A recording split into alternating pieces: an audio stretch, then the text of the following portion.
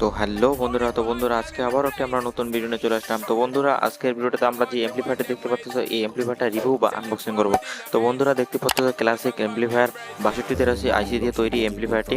তো বন্ধুরা, দেখতে পাচ্ছ সামনে ভলিউম ব্যাস টেবিল এবং ওপরের দিকে একটি স্পিকার এবং পিছনের দিকে দেখতে পাচ্ছ জ্যাক ইনপুট এবং অ্যান্টেনার একটি তার এবং 12 ভোল্টের সাপ্লাই, ডিসি সাপ্লাই দিয়ে চলার জন্য এখানে দুটি পয়েন্ট দিয়েছে এবং স্পিকারের জন্য মানে মিশিংয়ে যে স্পিকারটা আছে ওটার জন্য একটা সুইচ দিয়েছে। আবার তোমরা যদি এক্সটার্নাল স্পিকার চালাতে চাও ওই সুইচটা সুইচ করলে হয়ে যাবে এবং পিছনে স্পিকারের কানেক্ট দেওয়া আছে। তো বন্ধুরা, দেখতে পাচ্ছ এসি লাইনের সকেটটা। তো বন্ধুরা, আমি লাইন দিয়ে দিতেছি বোর্ডে, কারেন্টের বোর্ডে, ইলেকট্রিক বোর্ডে। তো বন্ধুরা, দেখতে পাচ্ছ লাইন দেওয়ার সাথে সাথে লাইন চলে আসছে বোর্ডটিতে।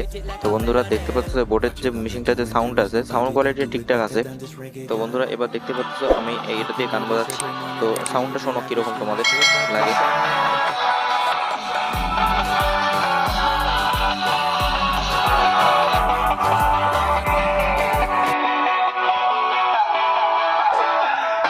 এবার আমি এক্সট্রা স্পিকারটি লাগাবো। তো বন্ধুরা, এক্সট্রা স্পিকারটি লাগানোর জন্য আমি দেখতে পাচ্ছি প্রথমে যে পিছনের দিকে যে কানেক্টরটা, তো বন্ধুরা দেখতে পাচ্ছি প্লাস আর মাইনাস তারটি আমি লাগিয়ে নিয়েছি।